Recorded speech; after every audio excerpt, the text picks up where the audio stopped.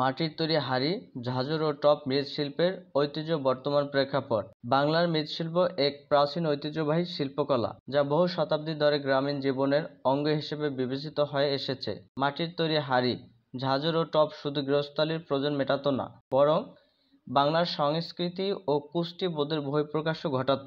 সময়ের সঙ্গে সঙ্গে আধুনিক জীবনযাত্রায় ছোঁয়ায় এই শিল্পের গুরুত্ব কিছুটা কমে এলেও আজও এর কদর রয়েছে গ্রামীণ ও শহরের দু সমাজেই। হাঁড়ি মূলত মাটির তৈরি এক ধরনের পাত্র, রান্নার কাজে ব্যবহৃত হয়। এটি গোলাকৃতি এবং কিছুটা গম্বুজাকৃতির হয়। ঝাঁঝর একটি ছিদ্রযুক্ত পাত্র, রান্নার সময় তরল বা খাদ্য আলাদা করতে ব্যবহৃত হয়। এটি সাধারণত গোলাকৃতি এবং অপেক্ষাকৃত সমতল হয়। টপ হলো ছোট মাটির হাঁড়ি, মূলত তরল বা খাবার সংরক্ষণের জন্য ব্যবহৃত হয়।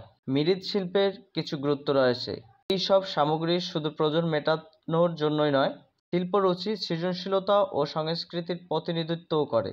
প্রতিটি হাঁড়ি, ঝাঁঝর বা টপে কুমোরের হাতের ছোঁয়া ও মাটির গন্ধ মিশে থাকে।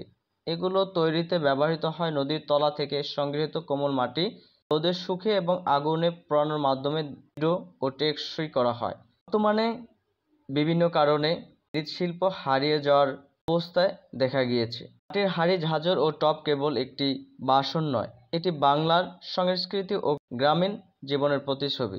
মৃৎশিল্পকে টিকিয়ে রাখতে প্রয়োজন সচেতনতা, পৃষ্ঠপোষকতা এবং আধুনিক বাজারের সঙ্গে সংযুক্তকরণ।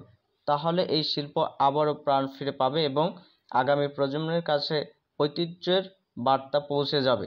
আমার নাম হলো অমল ভাওয়াল, পিতা কিশোরী মোহন ভাওয়াল, নাগেরপাড়া বাসী। আমার দোকান 28-30 বছর যাবত এই দোকান আমার প্রতিষ্ঠিত। এটা হলো কয়েলদানি, যে মশার